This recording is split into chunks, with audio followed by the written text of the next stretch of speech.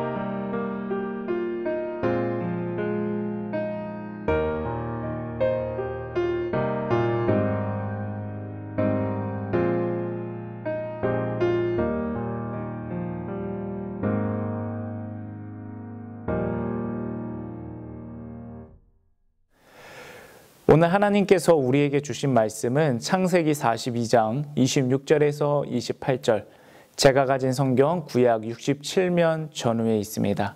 함께 합독하시겠습니다. 그들이 곡식을 나귀에 싣고 그곳을 떠났더니 한 사람이 여관에서 나귀에게 먹이를 주려고 자루를 풀고 본즉 그 돈이 자루 아귀에 있는지라. 그가 그 형제에게 말하되 내 돈을 도로 넣었도다. 보라 자루 속에 있도다. 이에 그들이 혼이 나서 떨며 서로 돌아보며 말하되 하나님이 어찌하여 이런 일을 우리에게 행하셨는가 하고. 아멘. 이 시간 회복의 관문이라는 제목으로 하나님 말씀을 전하겠습니다. 하나님께서는 요셉에게 파라오의 꿈을 해석할 수 있게 하셨습니다. 그런데 단순한 해석에서 그친 것이 아니라 각각의 7년의 풍년과 흉년을 어떻게 운영할지 구체적인 지혜와 계획도 주셨습니다. 그래서 주변 지역이 흉년에 허덕일 때 이집트는 걱정이 없었죠. 그 소식을 듣고 가나안 땅에 살던 야곱도 이집트로 아들들을 보내서 곡식을 사오게 하고 드디어 요셉은 형들과 마주치게 됩니다. 여기서 요셉은 일부러 형들을 정탐꾼으로 몰아서 감옥에 가둡니다. 그리고 막내 동생 베냐민을 데려오면 너희들이 결백하다는 것을 믿어주겠다고 이야기를 합니다. 요셉이 이러한 일을 한 이유, 단순한 복수심이 아닙니다. 이 일은 하나님께로부터 나온 일이고 그 옛날에 나를 미워해서 팔았던 형들이 자신들의 잘못을 떠올려서 회개하게 하려는 것입니다. 그제서야 요셉의 형들은 머리로 단순히 후회하는 정도, 그것이 아니라 가슴으로부터 잘못을 뉘우치게 됩니다. 본문 42장 21절에서 형들은 고백합니다. 그들이 서로 말하되 우리가 아우의 일로 말미암아 범죄하였도다. 그가 우리에게 애걸할 때 그 마음의 괴로움을 보고도 듣지 아니하였으므로 이 괴로움이 우리에게 임하도다. 아멘. 사랑하는 여러분, 회복과 축복이 임하기 전에는 반드시 이러한 진실된 깨달음과 회개가 있어야만 합니다. 우리가 알다시피 하나님께서는 요셉을 팔려가고 버림받게 하신 것이 아닙니다. 먼저 그가 살아서 그의 가정을 살리고 하나님의 구원 사역을 이루게 하시려고 연단의 방법으로 이집트로 보내시는 거죠. 그러나 그 회복과 축복을 경험하려면 회개라는 관문을 통과해야만 합니다. 그것은 우리도 마찬가지입니다. 여러분에게 한 가지 질문을 드릴게요.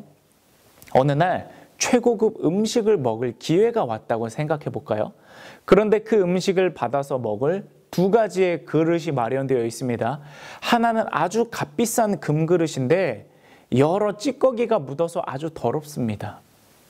반면 다른 하나는 값싼 일회용 종이 그릇이긴 하지만 굉장히 깨끗해요.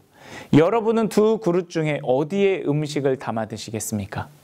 금인지 종이인지 그게 중요한 게 아니죠. 깨끗한 그릇이 필요합니다. 하나님도 마찬가지입니다. 하나님의 최종 목적은 단순히 그들을 기근에서 건져줘서 배불리게 하는 것, 그 정도가 아닙니다. 이들을 통해서 12지파가 탄생하게 하고 온 인류를 구원하게 하시려는 하나님의 구원 사역이 여기에 포함되어 있는 것입니다. 하나님은 온통 거기에 관심이 쏠려 있거든요. 그런데 요셉의 형들은 아직 준비되지 못했습니다.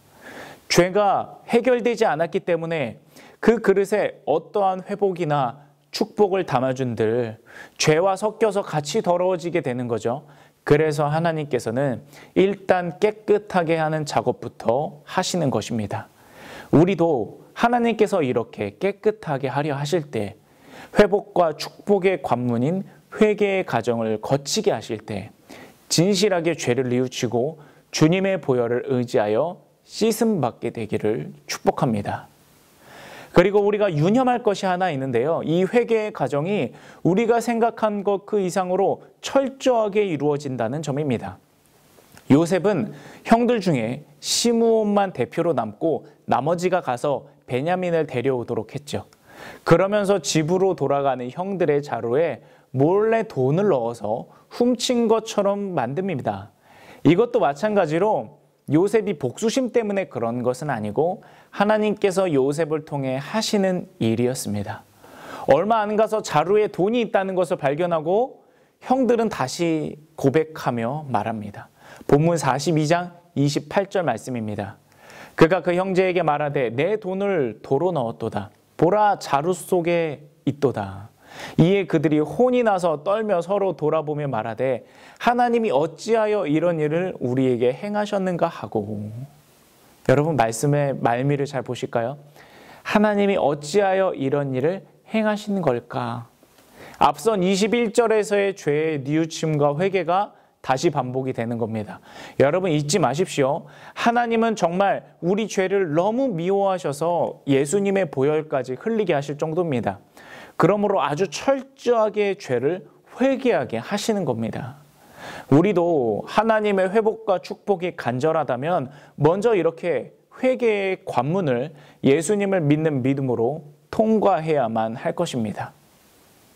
이 시간 바라옵기는 지금 함께 예배하는 우리에게 하나님께서 성령을 보내주셔서 하나님과 우리 사이에 해결해야 될 모든 죄들을 다 떠올리게 해주시기를 원합니다. 그리고 그 커다란 죄보다 더 거대한 예수님의 십자가 공로를 믿음으로 인해 다 해결받아 하나님께서 본래 주시려고 준비한 회복과 축복과 응답과 같은 하늘의 신령한 것들이 여러분들의 가정, 자녀, 생업 등에 넘쳐날 수 있게 되기를 주님의 이름으로 축복합니다. 아멘. 함께 기도하시겠습니다. 사랑의 아버지 하나님, 우리가 삶을 살아가면서 하나님의 뜻에 일치하지 못할 때가 참으로 많이 있습니다. 우리가 진정으로 회복을 원하기에, 우리가 진정으로 하나님의 돌보심과 은혜와 응답을 원하기에 먼저 우리가 그 은혜를 받을 만한 깨끗한 그릇이 되기 원합니다. 하나님과 우리 사이에 해결되지 않은 그 무언가가 있다면 하나님께서 우리에게 응답을 주시려 하시지만 그것을 가로막는 무언가가 우리에게 있다면 이 시간 예수님의 십자가 보혈의 공로를 의지하오니 하나님 그 모든 것들이 해결되게 하여 주시고 하나님의 은혜가 우리에게 밀려 들어오게 하여 주시옵소서. 예수님의 이름으로 기도드립니다. 아멘. 함께 주기도문 하시겠습니다. 하늘에 계신 우리 아버지여, 이름이 거룩히 여김을 받으시오며 나라가 임하시오며 뜻이 하늘에서 이루어진 것 같이 땅에서도 이루어지이다. 오늘 우리에게 일용할 양식을 주시옵고 우리가 우리에게 죄 지은 자를 사하여 준 것 같이 우리 죄를 사하여 주시옵고 우리를 시험에 들게 하지 마시옵고 다만 악에서 구하시옵소서. 나라와 권세와 영광이 아버지께 영원히 있사옵나이다. 아멘. 이 시간 우리 함께 기도하기 원합니다. 우리가 죄에 민감하길 원하고 예민하길 원합니다. 그래서 하나님의 마음에 일치하는 삶을 살게 하여 주시옵소서. 그렇게 기도하시고 그 일치하는 삶 가운데 하나님께서 우리를 반드시 은혜의 길로 인도하실 것입니다.